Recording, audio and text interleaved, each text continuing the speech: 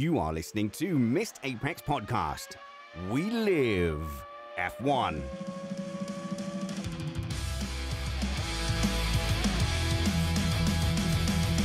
Welcome to Missed Apex Podcast. I'm your host, Richard Reddy, but my friends call me Spanners. So let's be friends. There isn't a race this weekend, and as the Friday bin truck pulled up to my house, I panicked and I started scrambling around thinking, oh no, I've missed an FP2 or a sprint race. That's how indoctrinated I am into the early season F1 routine of getting up, putting the kettle on, and then bleary-eyed analysis of an F1 race will commence.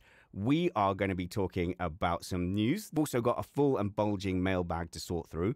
We have a panelist putting up a strong defense of Liam Lawson, and he claims he shouldn't have been dropped and was, in fact, definitely the best ever legendary Red Bull driver ever. No.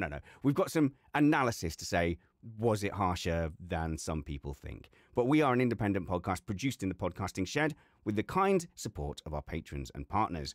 We aim to bring you a race review before your Monday morning commute. We might be wrong, but we're first.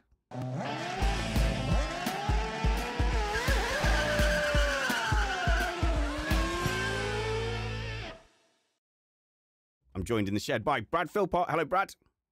Good afternoon, Spanners. How's it going? Yeah, I'm good. I'm glad I've got you on here today because I think you have a unique experience among the panel of, you know, dropping into real professional top level racing series. So that's perhaps why you have a bit more sympathy for Lawson than some of us. Yeah, I've definitely found that much like some of the other race drivers who have commented on Instagram, we could talk about Guido van der Garde, for example, his Instagram post that Max liked. I've got sympathy for Lawson. I think people who have experienced the difficulty of dropping into various series and competing against really good teammates, that kind of thing, they've got a bit more, they kind of feel a little bit more for Lawson and understand that it's not as easy as it might look from the outside. And with all the caveats of F1 isn't a finishing school, etc., etc. But yeah, I'm prepared to talk about that. Yeah, that's fine. And there's other things to talk about. Like I learned that Bottas is the test driver for all the customer teams. We've got some comments from Bernie Collins that Red Bull is the 10th fastest team. I do want to address the Jeremy Clarkson comments against Hamilton, not just because he seems to just routinely go against one driver whenever he comments about Formula One, but also I think it's a useful exercise in what to expect, especially over a sprint weekend between how cars develop. But let's start with the Lawson thing, since that's on your mind.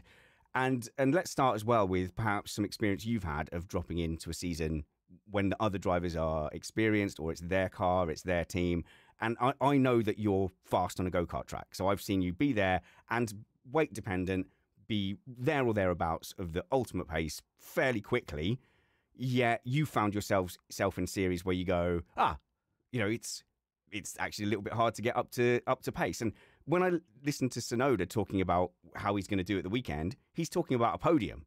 So he's going, yeah, I'd like a podium, but I'm realistic. And you go, most people are hoping for you to survive.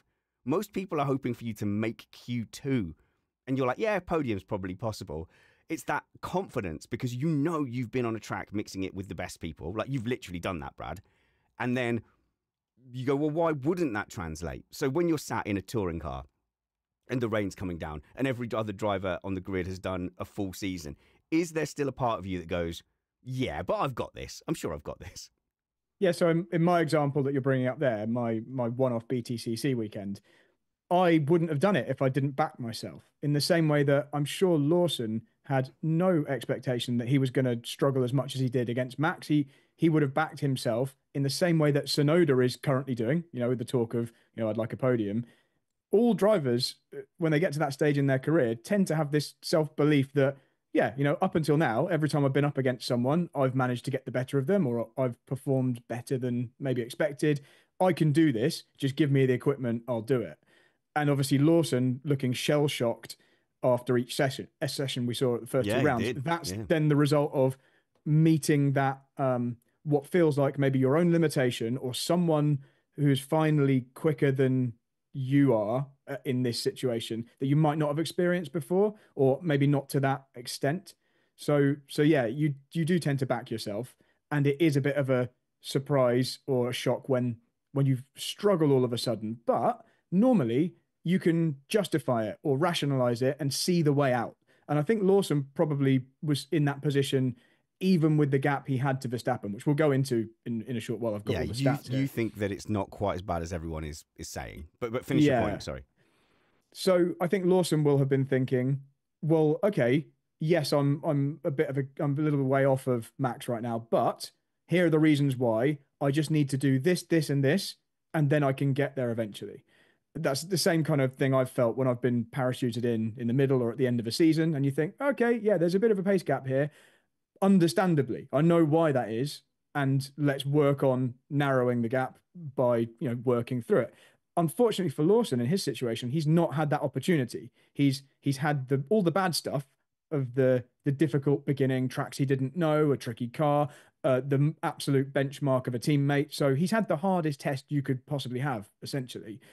And then before he's had a chance to put any of the lessons he's learned in rounds 1 and round 2 into practice, it's the rug's been pulled from him and he's having a situation change again. So that's my first point. Sorry, carry on, No, I Spanish. was going to say that shouldn't he have made more excuses instead of admitting it? So when Lotus had that issue with Kimi Raikkonen, I think Kovalainen jumped in, and Kovalainen at that point was still hoping that he would have some kind of resurgence. He was Lewis Hamilton's teammate in 2008. So I think he was still hoping he was going to have a resurgence up the grid. Was the substitute driver for Kimi Raikkonen, because if you lose one fin, just pop another one in. They're like light bulbs. And he admitted to the press afterwards, he went, yeah, it was really difficult. That was way harder than I thought it would be. And you go, no, don't do that. Make up an excuse. Say you had a torque spike or that your seat was loose. I don't really know what Lawson's public excuses have been. I think he's just said the facts, like this is really hard, and Yeah, he hasn't. That's what it's I'm down saying. to Yeah. me to work harder at it. Yeah, so I think his approach is good. It's the correct approach if you get to carry on. And it's just difficult because he's not getting to carry on. Thankfully, he hasn't been completely dropped. At one stage, I thought Colapinto was getting swapped in at the junior RB, team, but at yeah. least Lawson gets to carry on. My worry now, and I know we haven't gone into the detail yet of exactly what the gaps and the problems were, and maybe what to expect from Japan, but my worry now is it's in Red Bull's interests for him to not do well. Now he's a Visa Cash App RB. To justify it, yeah. And it's really in their interest for Tsunoda to have the best possible weekend. And coupled to that, it's a track that Tsunoda knows, obviously, and I mean, Lawson also knows it, so that's going to help his performance at RB this weekend. But it's not a fair comparison. What we see from Tsunoda this weekend versus what we've seen from Lawson so far isn't fair. Imagine if they've worked on some things to make the car slightly easier based on how difficult it's been for Lawson for rounds 1 and round 2. Tsunoda will benefit from that. Again, it's a track that Tsunoda is comfortable with and familiar with, and he'll have the home support. That's kind of in his favor. You could argue the pressure, but for some people, that's a better thing. Yeah. So the thing is for Lawson is Tsunoda doesn't have to do that much to make it look like it was really the right decision to get rid of him. So I honestly think he'll be gutted with a Q2 knockout, but the media will go, oh, okay, well, it's a little better than Lawson. So he's just getting to grips with it in a normal amount. He's not having the nightmare that Lawson was having. So I'm a little bit worried about Tsunoda's claim when he said, yeah, I'm going for a podium. That made me go, ooh, I don't think you understand the magnitude of what's happening here. But let's get into the defense of Liam Lawson. And so this is not to take away from any of the things he said in the press that I discovered that made him go, whatever, Liam. But you think he might have been judged a little harsh. Yeah, okay. So let's start off with what would we accept as what would have been a reasonable gap to the multiple world champion teammate with his feet firmly under the table, who's got a strong handle on the car and the team, and has obviously visited all the tracks before and won at most of them. What would be a reasonable gap for a driver who has half a season of total experience and hasn't been to those tracks yet, and to begin with, has a mixed weather condition first race? What would you say would be a kind of okay gap, say in the first practice session, where you're on the track for the first time and the teammate has been on the track a lot of times and it's really tricky? how far off would you expect that driver to be? I've got to slightly caveat that by talking about the journey to get to. You're talking about basically fighting the champ. So, what is a respectable performance against the unified heavyweight champion Yeah, of the world? we're Yeah, not talking about Lawson versus an experienced F1 driver. We're talking about Lawson versus an experienced, the champ. Yeah. absolute elite Formula One driver in his first race in the team at a track he's never been to before in mixed conditions. What will be a reasonable gap in What? practice one? What? Maria in the chat says 0.8 of a second. Okay. No, I would go. I would want to go lower than that because, and this is out of Liam Lawson's control. They've put someone who basically lost on points a couple of times to another mid-ranking journeyman boxer, and then put him immediately, like for his third fight, put him in. And by the way, those matches got cut short as well. They were only half a match. They were only like 4 rounds. Immediately then they go, okay, go in against the heavyweight champion, go for it. I would expect him at that point to have his nose put through the back of his head. Like there's no way he was ready for that fight. But let's say ordinarily, when they've put someone through the correct ladder and managed their career properly, I would still think on ultimate pace, haven't we always said that there's about 0.6 of a second ultimate pace on a fast lap between the whole grid? Yeah, that's assuming though that conditions are reasonably static and you've had more than a day in the car in testing, because remember they had such tiny amount of testing and then they're straight at a track that the driver doesn't know. So essentially I'll go into the figures now. The gap in first practice was 0.8. So for me that is completely reasonable. Obviously if you go on positions, you've got Verstappen's up in the top 5 every time and Lawson down near the bottom because the field is super tight. But that's not a situation that I would expect to stay for the whole season. That for me, it's like, okay, we're starting off at 0.8. That's a decent effort. So then we go to practice 2 at Melbourne, and you'd say, okay, he needs to get a bit closer now. And he did. In the second practice, he was 0.6 off of Verstappen.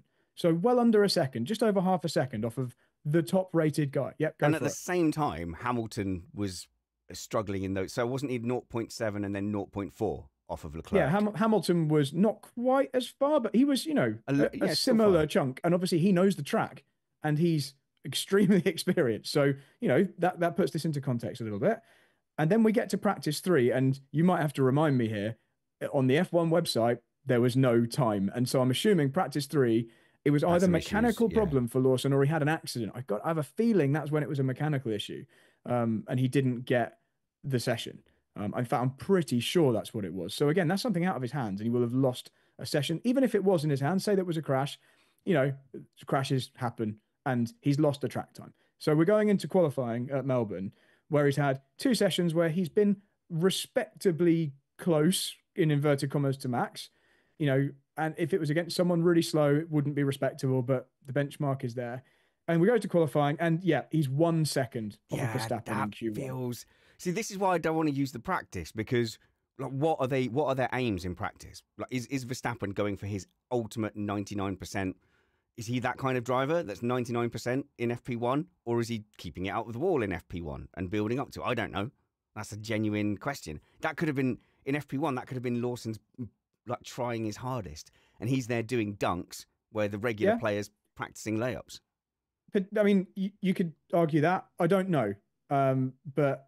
All I can say is that's what the gaps were. And normally we rate teammates based on what the gaps were. We don't tend to infer, but he could have been pushing harder. So I'm just going with. But I would go that qualifying qualifying would be, there's no escaping the qualifying times. And a second is quite far off. A second is quite far off unless the driver that is the second off is having their own struggles and, is lacking a bit of confidence and, doesn't want to put the car in the wall, etc. I think Lawson is far enough off there that I wouldn't say, okay, this is the next wonder kid. He's outperforming expectations. But I also wouldn't think this is a disaster. There's no hope. From that, I think, okay, the guy needs more time. We knew that before we put him in the car. Like, this is not an unexpected thing. We just need to work with him and see what happens next. So then in the race, we know what happened. He was kind of getting on with it and he put it in the wall. A lot of people put it in the wall. I'm going to just chalk that one up to it was tricky conditions. He was already struggling. He put it in the wall. It's not good. It doesn't count in his favor, but I also don't think that is the worst thing that's ever happened. He was one of 12, I think, who had a proper off. including the McLarens. And so once you have an off, it's a little bit luck whether or not you end up hitting something, isn't it? A little bit. Yeah, yeah. Yeah. I'm kind of fine with it. I'm not saying again that shows that he did brilliantly. I'm not arguing at all in any of this that Lawson is the next Verstappen.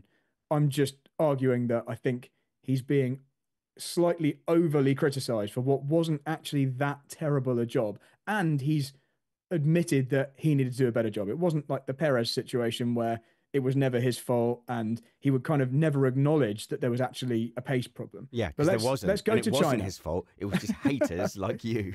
Right. So let's go to China. China, He's had a race now. He needs to do well. So the gap in practice one at China, we're down to 0.3 of a second. Lawson's 0.3 of a second behind Max. That's decent. That's respectable. Again, never having seen the track before. So that's actually a pretty decent gap. It's actually, if I'm being accurate, it's 3.5 tenths. But still, he's made quite a big step there. And then we go immediately into sprint qualifying. So the guy doesn't get 3 practice sessions. He gets 1 practice on a big track that he's never driven before, having had a disastrous first race. And he's, respectably close in the practice one, goes into sprint qualifying, doesn't put it all together, makes a couple of mistakes. He's not fully on top of the tyres, runs a little bit wide somewhere in the middle of the lap, ends up 0.8 off of Verstappen and ends up right down the back. So again, 0.8 is under a second, but it's not over a second and disastrous, but it is disastrous in terms of position in 2025 F1 when the field is all super tight. It is. But if we got into qualifying and Hamilton was 0.8 behind Leclerc, we would definitely be using that as evidence of like, oh my goodness, there's a problem here. Yeah, we would be doing that. And so Sean is making a point, which I think I made on the show with Alex, saying Lawson's part in this tragedy was asking to be put in the seat. And so that's something I think his management team have put him in there way too early. And so actually, the more and more I think about this, the more it's far more based on maybe perhaps attitude behind the scenes, which we don't know, but it's more about a bit of a bidding war.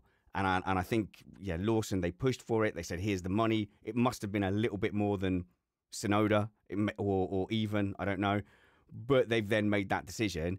And that is on Lawson's team to go, we think we're ready. We think we're ready for our shot. And he wasn't. He just wasn't ready for this shot. I know Brad's making a defense here.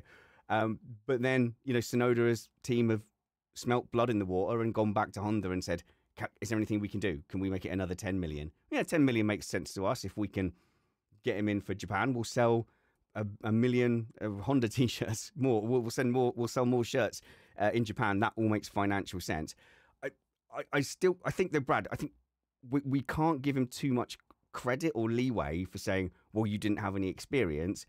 If it turns out to be true that it was the Lawson team pushing for that seat, then you have to be judged on how you take the opportunity that you've pushed for, secured funds for, and gone for. And 0.8 seconds to any other team, any other driver, to their front-running driver, would be massive cause for concern in qualifying. From my point of view, though, 0.8 seconds is very easy to lose or very easy to gain if the situation changes even slightly. If you become slightly more comfortable in the car, if you understand exactly, precisely how to extract the pace from that car, how to make the tires work better, have a setup that just works that bit better for you, that unlocks your confidence.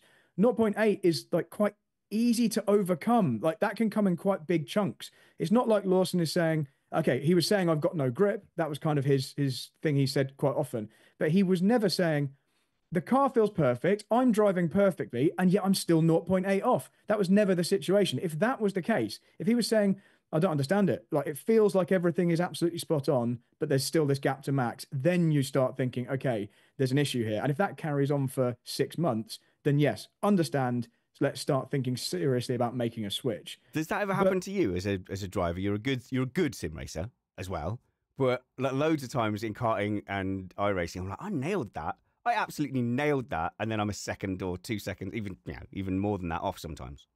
Yeah, sim racing is probably the main arena in which I've experienced that thing where it's like, nailed that. But I am doing so well here. How on earth is someone X number of tenths or seconds ahead? But yeah, anyway, that would be a situation where I'd be considering let's seriously think about swapping him. But that, in my mind, that isn't the situation. Let me just finish these stats because we're nearly at Oh the end yeah, of them, so sure, you get the sure. full picture. Because there's not many more sessions. He then in the sprint race went from 19th to 14th. You know, whatever, didn't make that much of an impact. But it's not like the car is streets ahead of all the other cars. It's not like Red Bulls of a couple of years ago. So hard to make progress. But 14th, yeah, whatever. Then we had main qualifying, and this time he was 7/10 off of Max. So slight progress, and you know, not the biggest gap I've ever seen between teammates. And then in the race, he went P20 to P12 after penalties in the end, you know, starting from the pit lane. Fastest lap, I know it's really, really hard to judge fastest laps, but I don't think he Mm, had like an extra pit stop that gave him much better tyres. Pretty sure Lawson was on the same kind of strategy as everyone else. And he finished the race with a fastest lap half a second off Max. So quite a long way behind, obviously, as you do tend to be if you start down the field. But still, nothing in any of that information tells me this needs to be a change right now. I agree with you. I think the reasons are more the reason they yeah, haven't background. bothered sticking with him and making it work is they've gone, you know, there's an easier way out of this, and let's just stick Sonoda in. And when Sonoda likely does better than Lawson's done, even if it's only slightly better, we'll look like we made the right decision. And it's as simple as that. And we've got a load of millions of Honda money. Yeah, I think the maths probably just worked out, and it's brutal though. You know, you look around the grid, and as you said rightly about Perez, he would make up a reason every single time. You yell at his engineers, do you know that's normal racing driver stuff. Like, And the Perez gap, I mean, maybe I'm making up a false reality in my mind, but I'm pretty certain that for months and months and maybe years, most of us were saying they've got to get rid of. You know, he can't still be this far off. And then another race would go by. Surely they're going to get rid of him. Now he can't still be this far off. Yet he had opportunity after opportunity and would still very rarely be the rear gunner Max needed. Occasionally, but very rarely. It was extremely sporadic. And I just have to think if Lawson was afforded remotely that same opportunity, there's nothing to say he couldn't have been at least as good as the Perez version of a Max teammate. all right, Yeah, he yeah, just hasn't been given that chance. I want to That's why get I think it's a bit unfair. I want to get your input on driver styles. So Okay. there's a few things to comment on about an interview that I've only read about. So if the news outlets are massively misquoting Bernie Collins here, a Sky X-Race strategist. I think she was X-Strategist for I've forgotten which team. Yeah, Aston Aston Martin Martin. slash Racing Point. There you go. So if it's been taken out of context, I apologise, but all the outlets are sort of putting it across in the same way. And the comment there was, instead of putting Sonoda in or instead of putting Lawson in, you should look down your driver program and you should find the driver that has the more front bias driving style. So someone who really wants a pointy front end in the same way that Max Verstappen. Is that a thing, Brad?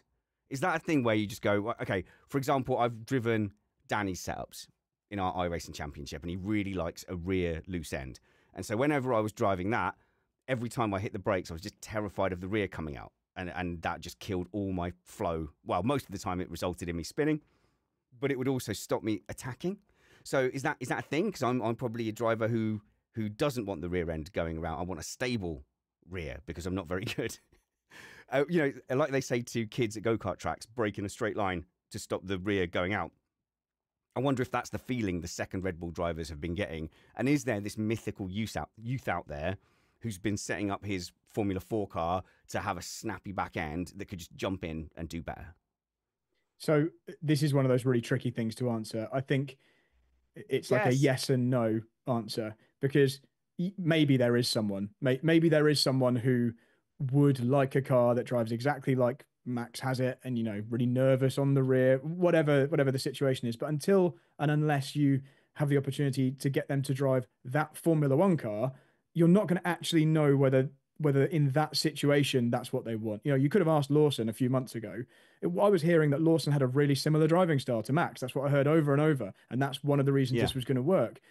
Yet, I bet if you spoke to Lawson now and you said you put that to him and said, "I thought you said you liked a pointy front end," he'd go, "Yeah, yeah, but not like that. Like not the way that car felt. I think it's too nuanced to say some drivers like cars that are a little bit tail happy. Therefore, find one of those on your junior program, stick them in the Red Bull.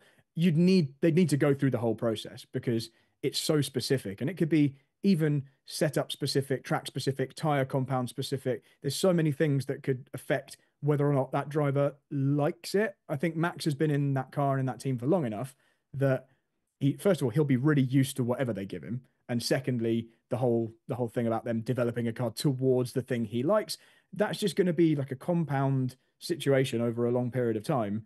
And anyone who jumps in that is going to have to get their head around it. It would be the same with any car, but if it's nervous and that's how that car works best, then I guess it just is going to be even harder. Another reason why I think it's, not fair to chuck a driver out after having a couple of goes. What would be really interesting would be to get 2016 Max and put him in the car that Max likes now. And, has he always liked it exactly like that, or has it been an evolution getting to that point? Yeah, I mean, the cars, just the formula has changed so much since then anyway. So the cars will feel fundamentally different regardless. So, yeah, I think we often simplify the answers to these things too much. And when I say we, I don't mean you and I just mean no, I do. The general perception of saying, even just saying, oh, yeah, Max likes it pointy, that's probably way too broad and general anyway. It'll be really detailed nuance in various parts of various corners, with different conditions. So I think it's a much harder question to answer. Why then do some drivers like it pointy and some what effect does that have? I'm just trying to get to the root of it because we say these things in a throwaway way. So to me, when we're doing a fixed setup in our iRacing Championship, I like a stable rear end, which tends to make it a bit pushy, a bit understeery, and I do better compared to the field in those situations because if I'm not worried about the back end going away, I feel like I can attack the corner early, get the weight transfer going early, and then I get on the power earlier. Whereas other people hate that and can't stand the fact that it's not biting and turning in. Like, is there a reason? And could I ever compete with my preferences of wanting like that, or am I essentially I'm like having training wheels by wanting an understeery car? Yeah, there's a couple of levels to this. So I think you probably freely admit you're not at an elite driver level. What? You're a really good amateur, especially considering you only really started doing anything, in competition when you were very, very late. So without wanting to sound insulting, you can be. Your example of wanting a rear end stable is probably, well, almost certainly because you haven't got a really deep grounding from a young age of using car control and having this kind of real deep feel of subconsciously correcting things when they go wrong. And so for you, having a stable rear end is a prerequisite to being confident to push the car.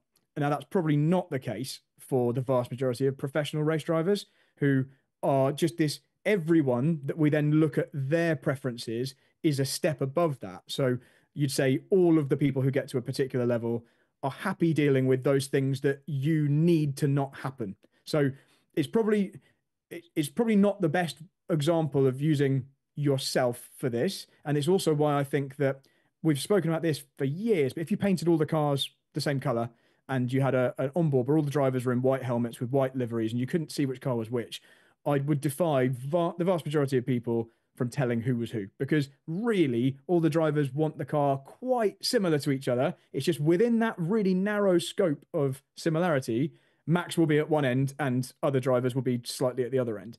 Now you ask why. It's because they will have grown up driving. I've used this example before on the show.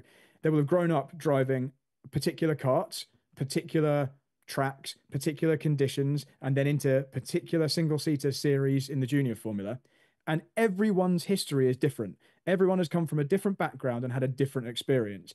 And the way they felt in their formative years and the things they felt they needed from a car and the things that helped them perform the best, that will have carried on as a kind of baseline style throughout their career. And although you have to be, like I say, in this relatively narrow window for it to be on the pace, you have to be driving it in a certain way, whatever you're in. You can't be doing something wildly different to everyone else. That slight nuance is what will have carried on. And that's where you get to this driver likes X kind of car handling Yeah. trait and another driver prefers whatever. I just think your example of it needing to be completely stable, that's more of a Your crap. Spanners. Yeah. Spanners isn't an elite driver, so needs this level of stability in order to then perform at your maximum. But yeah, would you ever even start thinking a little bit if a driver's talking about wanting that planted rear end? You kind of go, oh, that could be like a limiting factor a little bit. Also, I think there's a massive amount of driver bolshiness. There's a better phrase to use here. There is a certain amount of personal kudos to saying, oh no, I like it really loose. I like someone liking understeer is not a cool race driver thing to say. It's cool to like oversteer. You know, so yeah, I can deal with it sideways. I like it pointy.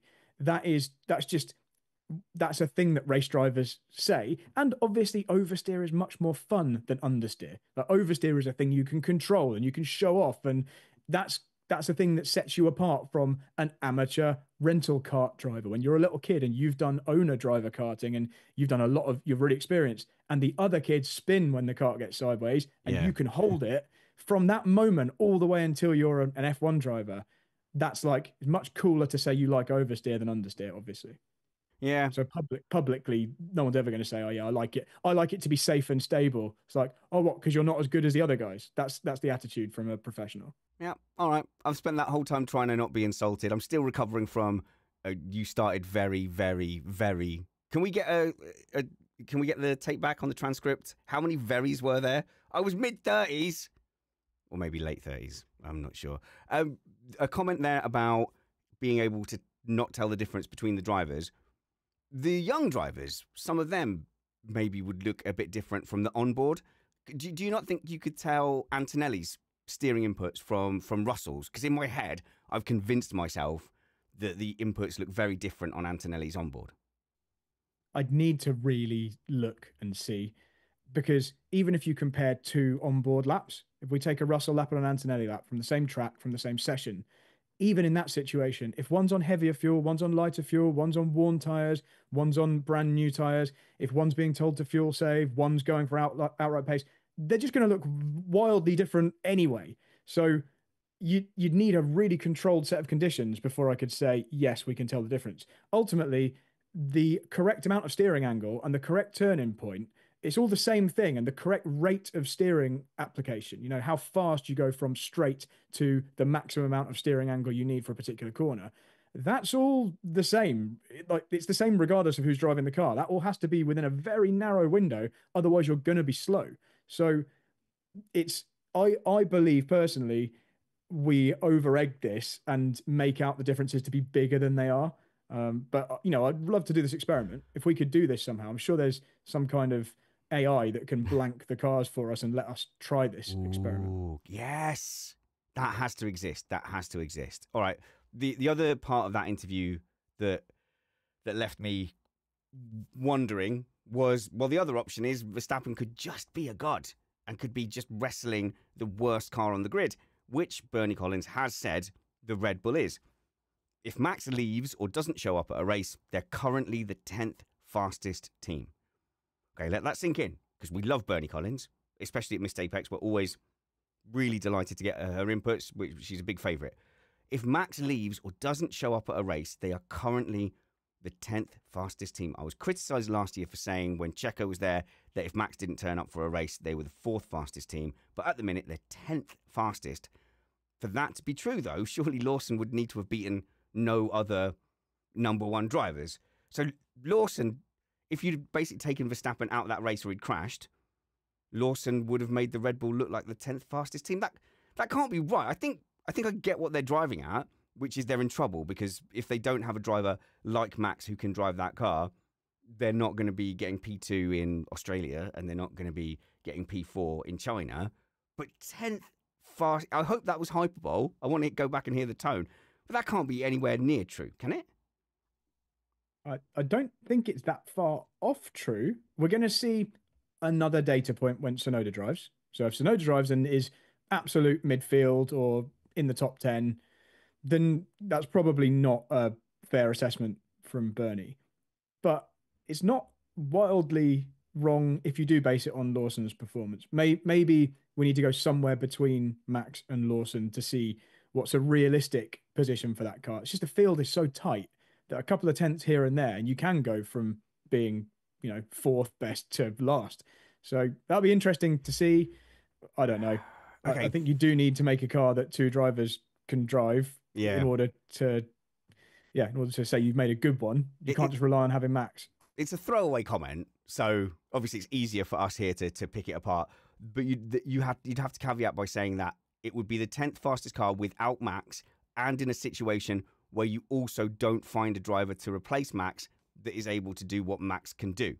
So because Max can literally drive the car to P2, P4, so that is what the car is capable of. Like that, Yeah, it is possible to do that. But what we're not seeing is what Max could do in those other cars. It's the whole Williams when they had Stroll and Sorokin or whatever, whoever the drivers were. How good was that car? We actually don't know. It looked like it was the worst car. It might have been the fifth best car. Yeah, no, I know. I think that was a Q3 car at times when Sorokin and Stroll were having their Q1 knockouts. But you could also say McLaren are in real trouble because if you took Piastri and Norris out and replaced them with, I don't know, some drivers who never made it to F1, they'd be in real trouble. That car would look terrible. So I don't know. It's the thing is the whole thing of Max would be able to win races in a Haas in the wet. I think it's overstating Max's ability. Max can drive the car as well as possible within the way it's been designed. All I'd say is we do have some kind of data to place this because Lawson wasn't hopelessly off the pace at the back of the field when he was in the Racing Bull last year. So that shows that Lawson isn't a shouldn't have made it to F1, no hope a driver. Sure. He was like immediately competitive against Tsunoda. So I think Tsunoda had the better of him in terms of stats over the course of their time together. I think you've got the qualifying stats, but Lawson certainly didn't look like we need to kick him out of this team. No. He was surviving in that team. Yeah, really very, very strong in his first couple of races and then kind of settled into similar to Tsunoda pace. So that shows that he isn't this terrible driver that just can't drive Formula One cars. So that's got to put some of the blame on the car for this year. But this is why I say after 2 races, it's not enough to know. He needs like a couple more, but he didn't need a couple more last year when he was thrown in the Racing Bull. It didn't matter if it's a track he hadn't been to. Yep. He was kind of fine. So I'm constantly swaying between how much is it that he just can't get to grips with this car, and in which case that's kind of him and kind of the car's fault, and how much is it more one or the other. It's a really difficult situation to answer, especially now he's not going to get to carry on in that car. And thing is, I've given up on I don't think they're the same car, right? So with Perez in there, me watching it and seeing Perez go in there and suddenly not be able to drive, I go, something's not right. It can't be the same car. And then when Lawson was struggling, you put in our WhatsApp chat, something's not right. And I was like, no, because that's what I was saying with Perez. So, if we just go on that assumption, no, it is the same car, and there isn't some kind of contract with Verstappen where like you're our actual paid driver, and when we have someone come in with funding, yes, they'll be here, but they're not going to quite have the same access to all the same toys as you have. If we're abandoning that theory, if my initial theory was right, then everyone who goes into that seat would be doomed. If you didn't have all the tools to completely deal with the style of car they've made, you would be like Alex Albon going, oh, it's a really sensitive mouse, and then there's nothing I can do about it, and then go to Williams and do fine. Or you'd be Gasly not being able to keep up, or Perez, or Lawson, and probably Yuki Tsunoda coming up now. That in my mind, there's still an element of, does the second Red Bull driver get all the toys? Because that is a paid seat. It's not Pro-Am, as you called Racing Point at one point, Brad, which I thought was hilarious, but it is pro versus pro who has to secure funding. Like, why would the driver who pays and brings funding for that seat necessarily get treated in the same way as the superstar driver who gets 100 million a year? Yeah, I just can't see it being that much effort to give 2 drivers in the same team equal machinery. It's the effort thing I think is more relevant here. It's who gets the best engineers and the most time, getting to talk about the direction of the car and stuff. But all that stuff's the same at every team. Like, why would it be so wildly different at Red Bull? And then that leads me to think, what you mentioned earlier. Is it just that Max is that good? But if it really is just that Max is that good, then that means Red Bull have been making a really rubbish car a lot of the time. Yeah. Because it shouldn't, the second driver who's, like we said, been decent at RB or wherever, if it's Albon going to Williams or whatever, this second driver that in other teams is fine. Then when they come up against Max, they're miles off. So, but the Red Bull, it's not like the Red Bull is, that basically says to me that, okay, so without Max, as we said earlier, Red Bull will be really, really slow. And that also doesn't really feel like it makes sense. So there's this question. What is it? Is it Max? Is it that the second car isn't very good? What is the case? And we don't have an answer. It's really frustrating because I've swung between all these different points quite a lot of the time. I thought with Perez, I had a bit of a handle on it because we had so many data points with Perez. We saw him in lots of different situations over a really long time. And I thought we had decent reasons that Gasly wasn't really there or Albon wasn't really there. It's like, okay, but these are much less experienced drivers and and they're not that far off Max, but we're kind of justified in changing. So yeah, I'm still none the wiser. And I'm really looking forward to finding out more and more data points over the season. I know. I'm just so scared. It's all on Tsunoda now. Come on, Yuki. So we've been joined by a wild trumpet. Now, this is a bad idea for several reasons. I've only done it because I can't answer Pat's question, saying, I reckon that Haas will have a rough weekend due to their problems with transitional downforce. So we called in the cavalry. However, the cavalry has been on a whiskey tour in Scotland for most of the day. So welcome from Scotland, Matt Trumpets. Hello, Matt. Hey there, Spanners. I guess I find out now if my new earbuds work or not. Can you hear me? I can hear you. You just sound like a radio caller. So why don't you do a guest spot here and tell us all about transitional downforce? Is Pat right with his reckon that Haas will have a rough weekend due to their problems with transitional downforce?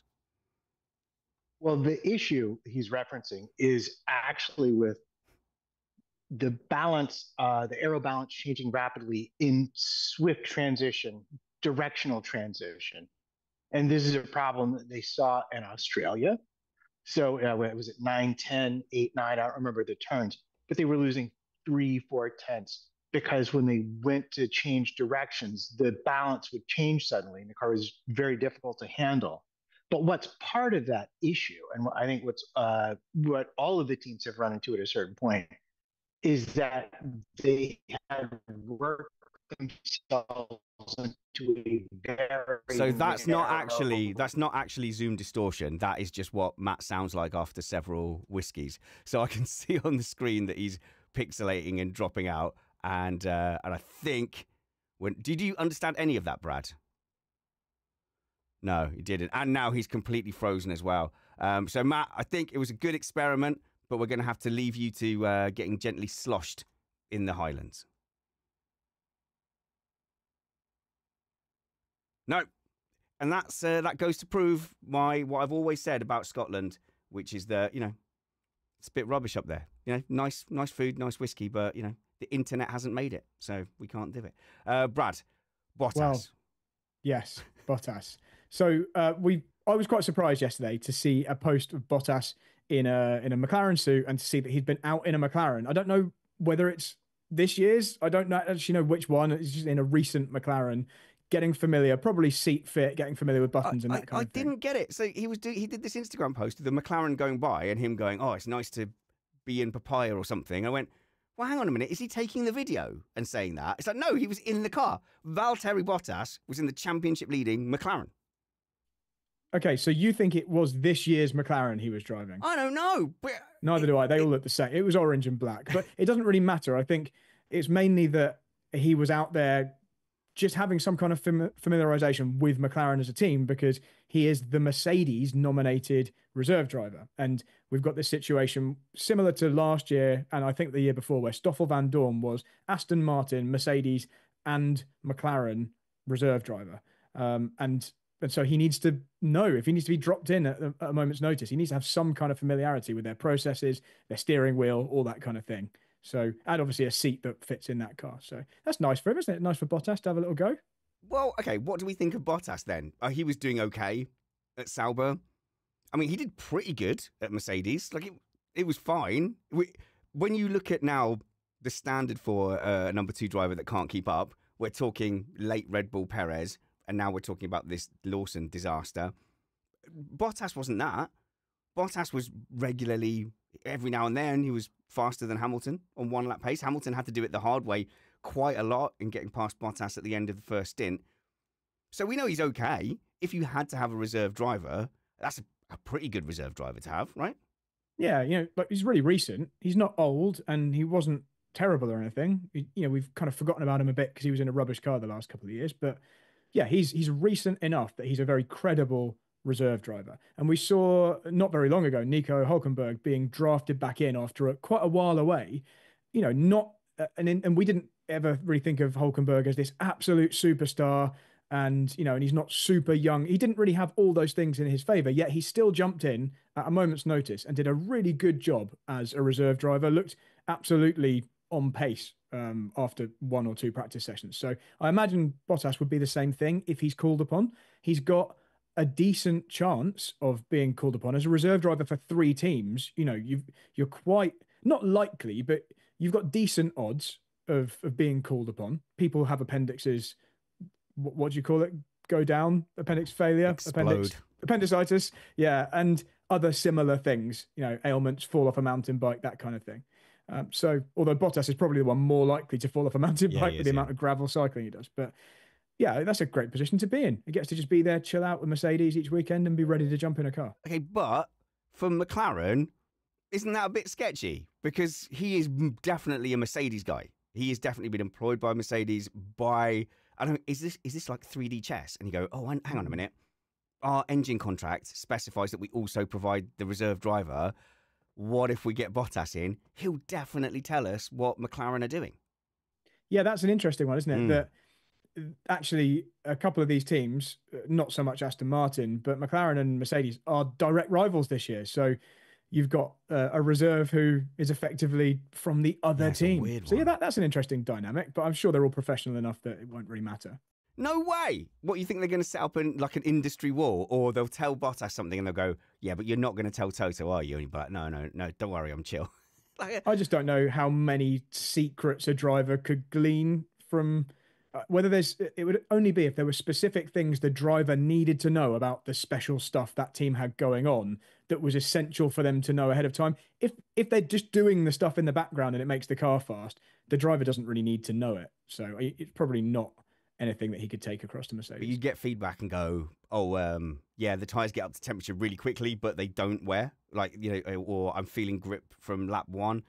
At least they'd know that car's a bit better than your car. No, but they'd know where it was. You could kind of, I suppose they can see it all from the data anyway. But if they said, right, that McLaren just does what I want it to do on turning or whatever, or I can get it rotated at the apex more, or something, or the brakes just feel like they're more effective, then there's low hanging fruit for Mercedes to then go after, isn't there? Yeah. Oh, we'll just make the brakes better then. Or we'll just make it better. We'll just make it turn in better. The problem is it's all again too nuanced for a driver just giving the standard setup adjustment feedback. That all of that stuff is within the realms of tweaking in a day with the normal setup tools. So you need to have something like, the McLaren engineer told me that we had to go mode blah blah blah on the warm-up lap, and that kept the tires in this really low temperature window that we don't normally do at Mercedes. It would be kind of process things like that would be maybe most useful, but I doubt there's that much stuff that they're doing in that area that makes that big a difference. It's probably mainly car design. Niles G says, I reckon Bottas will be thrown into a seat before this season is over. These rookies will cause mayhem, and at least one team who thought they could just weather the storm until 2026 will realise that they can't afford it. But he's not a reserve driver for any rookies, I don't think. Antonelli is the only one that he would be a reserve driver for. So this might be a good time to check in with our rookies. So we've got Lawson, bad. It's bad, isn't it? However Brad is justifying it, Lawson's doing bad. Hadjar actually seems to be doing fine.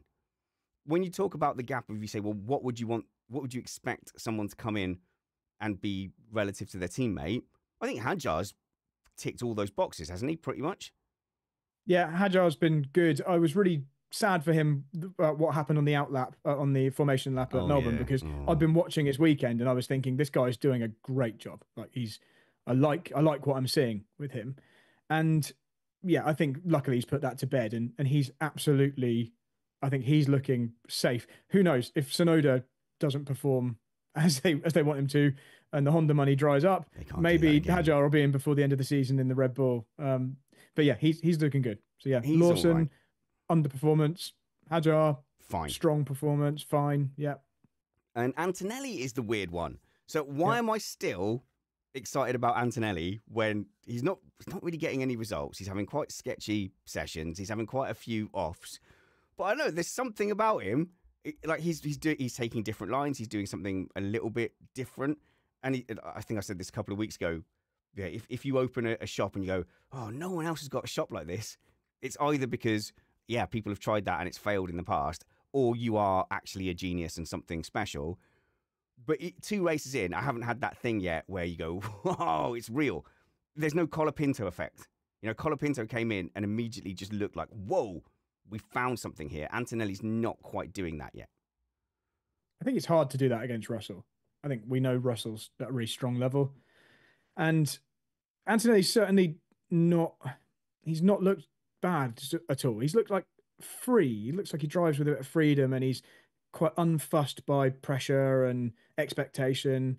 Seems really like he's got a lot of self-belief, and he's just letting the process take itself where it goes. I really wish I had the figures of Antonelli's gaps to Russell at Melbourne and Shanghai because I think if we were to look at those and then compare them to Lawson's gaps to Verstappen, I think it would put it into a bit more context. I think we'd be talking 1 or 2 tenths difference between someone who we think is doing really well versus Russell, not even versus Verstappen. You know, we could probably agree Verstappen is a step ahead of Russell. And Live yeah, chat's going to but disagree. anyway, Antonelli, I think he's doing really well. But he's obviously also being afforded the time to Yeah, actually that's key. develop and Yeah. flourish and do well without the pressure of his seat being immediately under threat. Lawson knew if I'm not doing amazingly from the outset, I'm straight away I'm gonna have a threat. And obviously he not only didn't do amazingly, he did worse than people expected. So Yeah, this is yeah, it. Antonelli good. It definitely feels like, yeah, no one's saying to Antonelli, you've got 3 races to prove yourself. He's not under a Jack Doohan type contract. They believe in him. And I suppose the football analogy is they're saying, right, just go out there and play your own game. Go out there and shoot. Shoot from 20 yards if you want to. If you miss, it doesn't matter. Go on, get stuck in, and whatever, red card, doesn't matter. And We're backing you. So. and we like to talk. We were talking earlier about how a driver's early years then kind of forms their style and their preferences as they go on. And obviously, as you know well, Spanish during COVID, me and Kimi Antonelli were on iRacing Oh, right. basically every day, 10 races a day in the Formula Renaults, and I helped help develop his style. I'm sure I could find loads of replays I've got saved on my computer where you hear me on the voice going, Kimi, No. dude, it was the first lap, mate. Come on, and he'd be like, I'm sorry, sorry. Next time we have another race soon. For, He was a lovely lad, but he used to always crash into me and for, be they're very apologetic. But he seemed I really thought at that stage, oh, there's no way this guy's getting to Formula One. I knew he was a Mercedes development driver at the time in karting. But I was like, there's no way, he's way too crashy. He seems to have largely sorted that out. So with my help. for the audio listeners, Brad did the hand gestures with his Italian. I don't know if that's better or worse than what Christian did at the weekend, but we'll see if we I thought it was get quite a good impression of him actually. get away with it. I missed the pre-COVID iRacing days because it was a low-key thing. The media hadn't really latched onto, but so many young drivers were all on iRacing, and you would just pop on. And I had quite a few lunchtime sessions with Jake Dennis, Formula E driver now, and I think Grosjean as well. I was a great session where I was avoiding being lapped by Grosjean, and I could see the time going down and down, and going, if I don't put a wheel wrong, maybe he won't lap me. But but it doesn't. I don't think it happens as much now. They tend to stick to their groups and official tournaments and stuff. Yeah, and obviously in season, most people don't have time for it. But yeah, we were all enforced back then to just have free time. If we were lucky enough to have a sim, we did a lot of it. So Good. So Bortoletto, that's an interesting one because it's up in the air what kind of benchmark he has, but again, he stayed out of the headlines apart from that moment in Australia where, again, half the field had moments. But okay, we'll give him a pass at the moment, I think. Yeah, not really much to say for me on No, Bortolo. that's fine. That's fine. He's been fine. You probably forgive me for not focusing too much of my watching effort on the Saubers. So yeah, he's like, if he's not doing anything to make headlines, then he's doing a good job. And I And this think is actually why, he's yeah. been on the pace or quicker than Hulkenberg Yeah, occasionally. and this demonstrates, by the way, why on Missed Apex we don't ever tend to go down lists, and the rookie list is quite long. And as you can see, you don't always have that killer thing to talk about. So when people say, "Oh, no mention of Sauber this weekend," yeah, they didn't do anything. That's fine. We're not going down a list.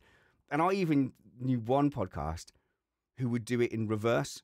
So they would start with the most anonymous teams who did badly, scramble around for things to say about whatever Marussia were up to, and then they wouldn't talk about Mercedes and Red Bull until the end of the show. You go, yeah, everyone's bored.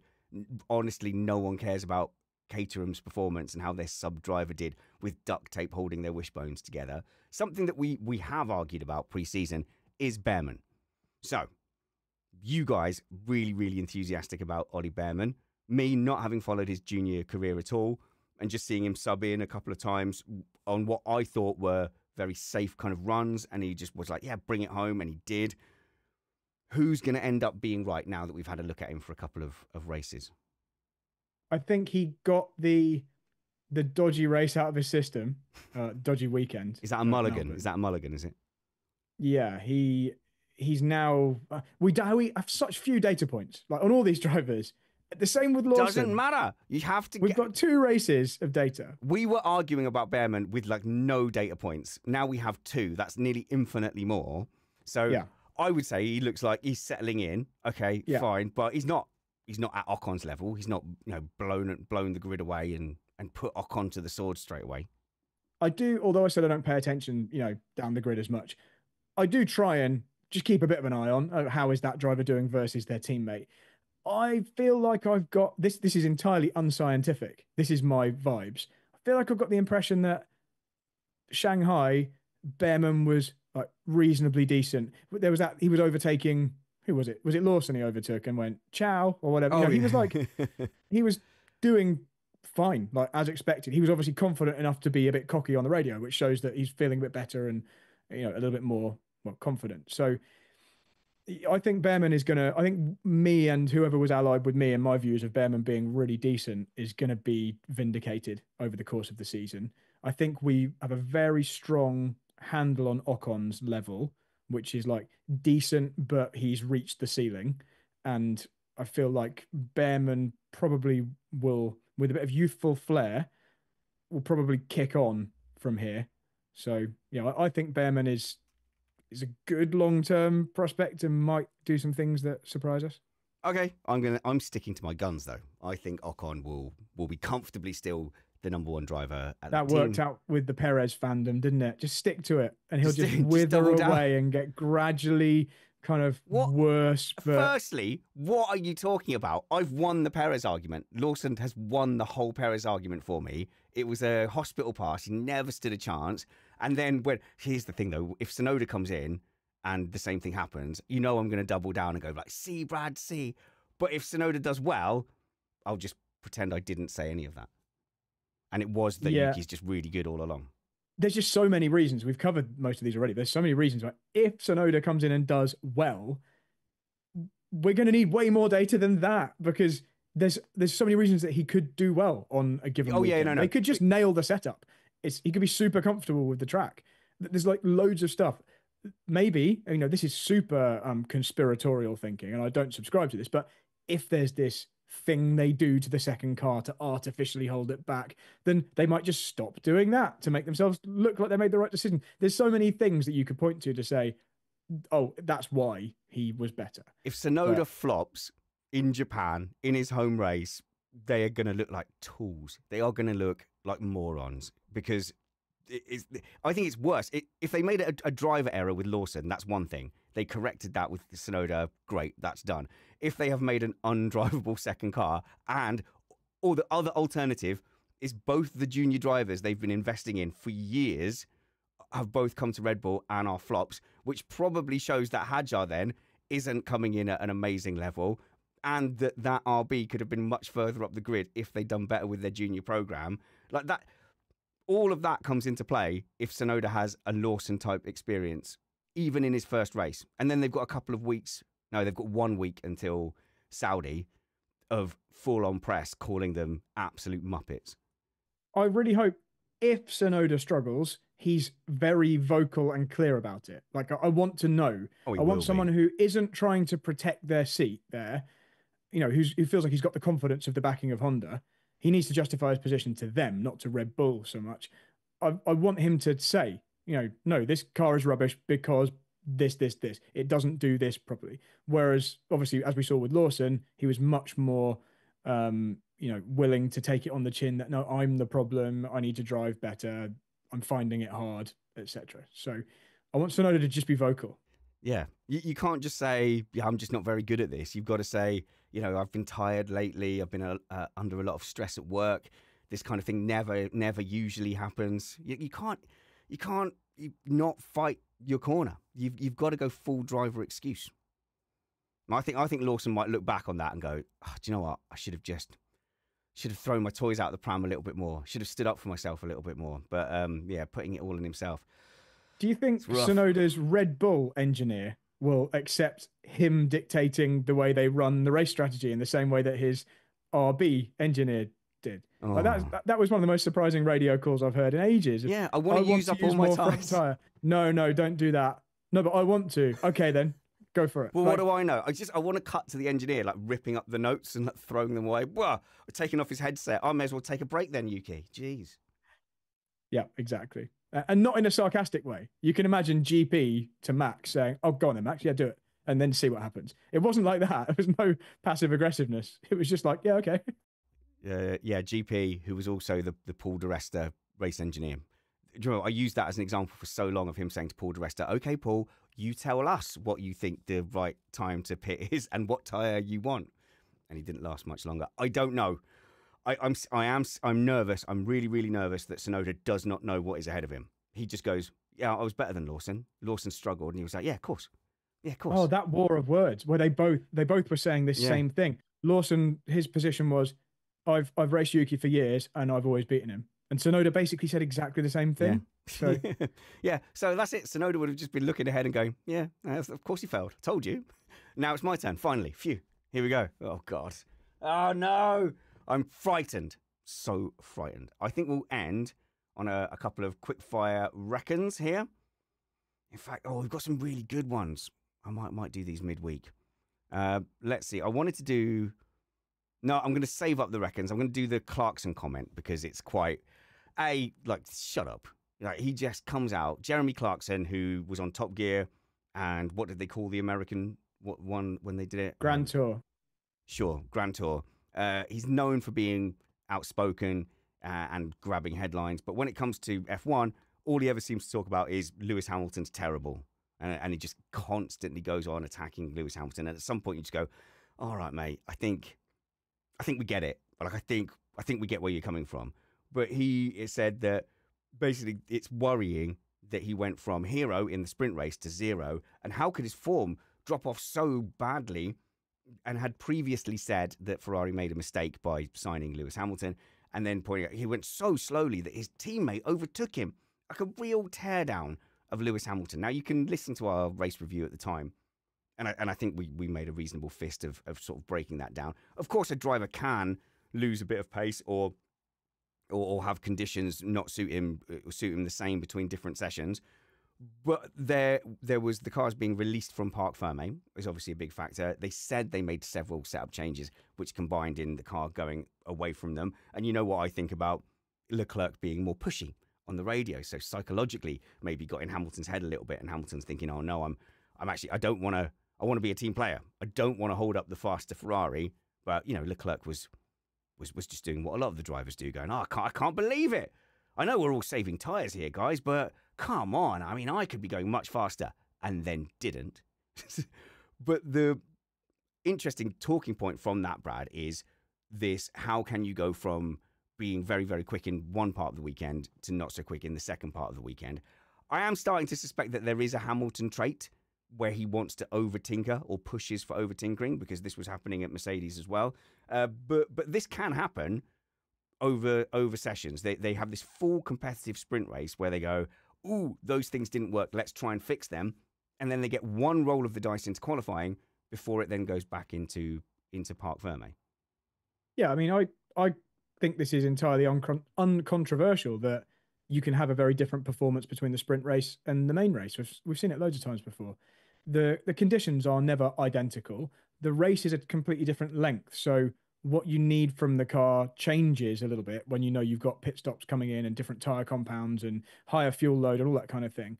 It's perfectly conceivable that the car and driver combo that was quickest on one day isn't necessarily quickest on the next day. Then you've got Hamilton not starting on pole in the main race, so he doesn't have clear air for the entire time. It's just a completely different set of conditions.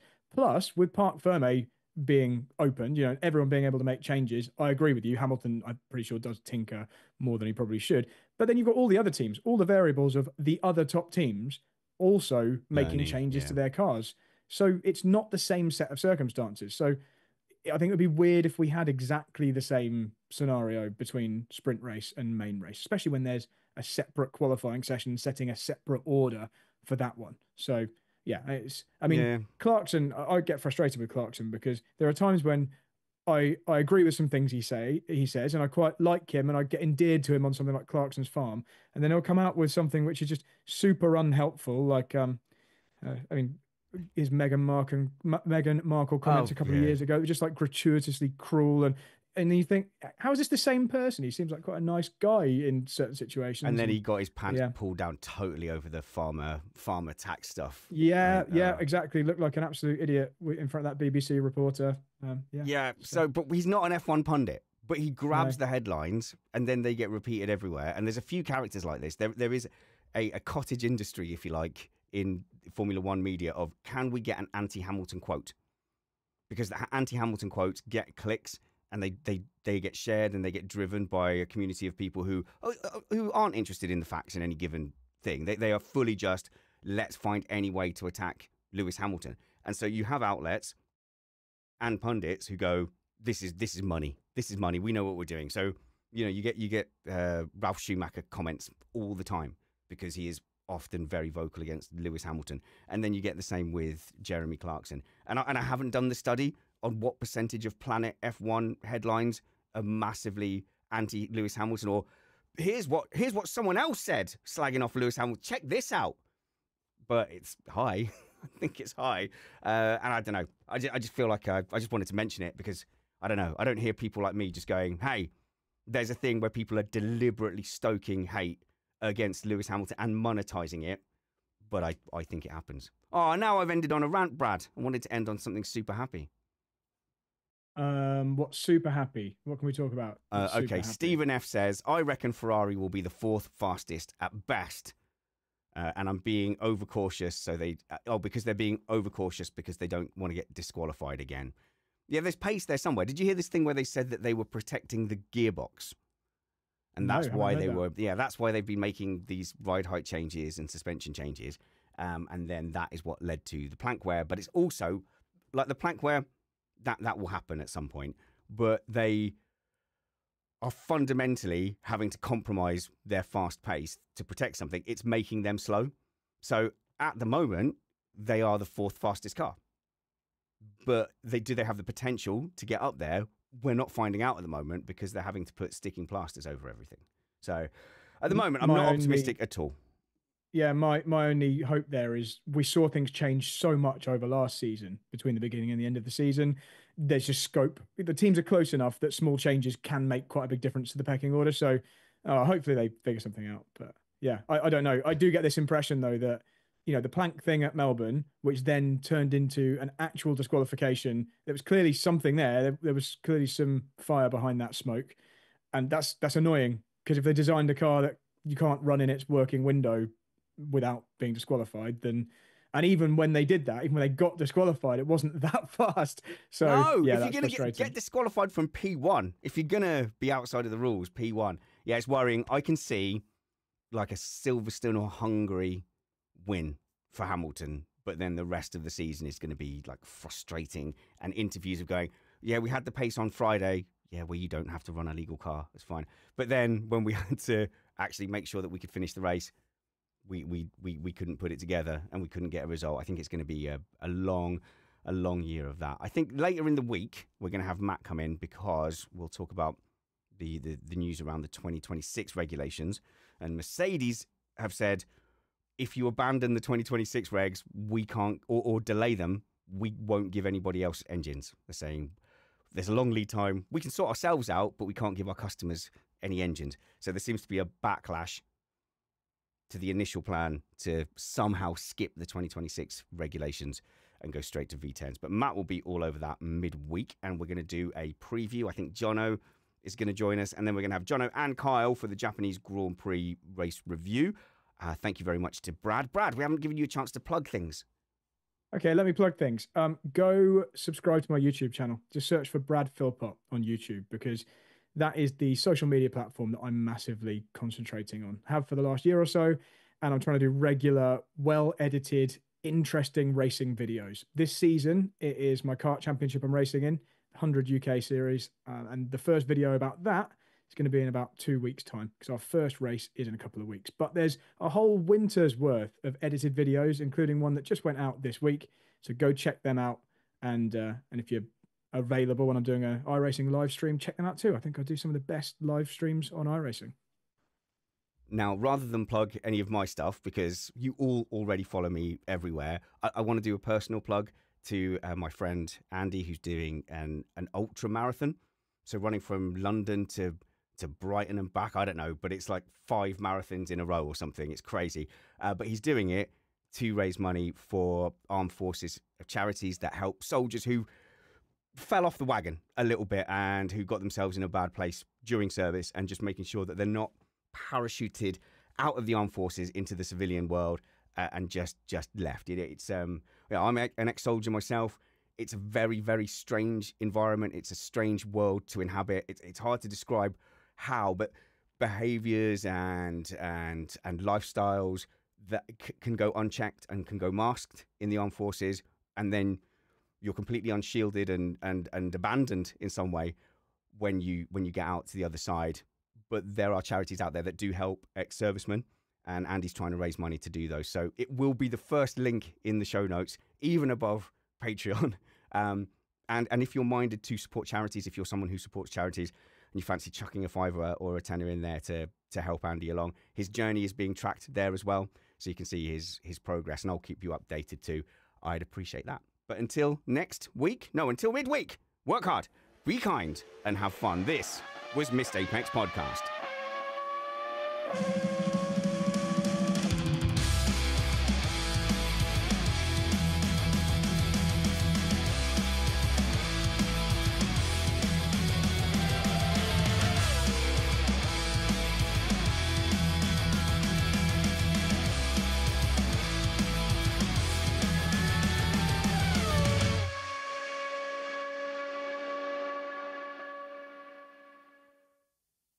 So I'm just going to address the little post-show thing that's come up in the chat, Brad, and I'll decide whether we edit it out or not later. Yeah, okay. But I have had people saying, why haven't I commented on Eddie Jordan? And to be completely honest, it's because I never know what to say in those circumstances. I didn't know him personally, and I wanted to avoid what I saw another pod doing, which is saying Eddie Jordan has passed. Oh, that means we're going to do 2 special episodes on his career. And it felt to me like saying, oh, this tragedy has happened, so you know what that means? Content. And so I get caught in the middle. We didn't have a show like the day after, so we were kind of caught in this no man's land. Christian, I thought, had covered it, but he said Eddie Irvine had passed, and you go, oh, Christian. So anyway, that's the mess that we found ourselves in. Do you want me to can I just give you a heartfelt thing myself that you can choose to include or not? Because I actually do have a bit of skin in the Eddie Jordan game. So when I was a young Formula One fan, I gravitated towards Jordan as my team. So I was a huge Jordan fan in the 90s, and to the point where my bedroom was painted yellow. Oh, I nice. basically wore Jordan merch. That was what I used to just hang out in. Had like team shirts, the real ones, like race worn, weekend worn authentic shirts. And that's what I'd wear. Jordan baseball caps, had flags on my wall. And I'd used to go to the British Grand Prix as the Jordan fan. Huge flags, Jordan on top of other Jordan flags. Me and my friends were in Autosport and on the Autosport website back when that was a big thing because we were such super fans. The whole story of me sneaking into the press conference in a Yes. full Jordan race suit, As a young driver. getting completely drunk on the Jordan V10 vodka drink. And again, buying all the merch at that same day and in that same situation, I drunkenly went and hugged Eddie Jordan when he was just like there in the little kind of hospitality area. I think he told me to get away from him. Can't remember. But basically, I was just huge, huge fan and always supported the Jordan cars. When Jordan got the 1-2 at Spa in 1998, me and my best friend at the time went out on our yellow bicycles because we bought yellow bikes to be Jordan, and we were like chanting Damon and Ralphie as we cycled around the streets in joy. So Eddie Jordan and that team were a real big part of my Formula One fandom in the 90s and early 2000s. And I can't say I loved him as a pundit when he was an early BBC pundit. In fact, I thought his takes were wild and often Yeah. terribly inaccurate. But interesting. But interesting and undeniable that actually he was extremely well connected and really had his finger in lots of pies, lots of management situations and things that we didn't know he was doing behind the scenes. I only recently found out, for example, after his death, that he always wore a wig. His hair was never his real hair. I would have never known that, even though I was a massive super fan. But anyway, Jordan as a team and Eddie Jordan brought me lots of joy over the years, and it was sad to hear that he passed away. So there we go. That's my heartfelt tribute. And I will say apologies to anyone who would look to us as content creators and go, somehow they really would want us to market and would want us to say things, and then are disappointed that we didn't. See what Brad just did there? Like, I'm not good at that kind of thing, so I'm glad Brad said it. Maybe I could have worked harder to speak to the guys and said, hey, does anybody have anything they want to say about Eddie Jordan, and put that out? I didn't, so I'm just not very good at that, and I again didn't do well at doing that. I think we'll leave that in, Brad. That was really nice. I appreciate you saying that. And everyone else, we'll see you next week as I gently fade to black.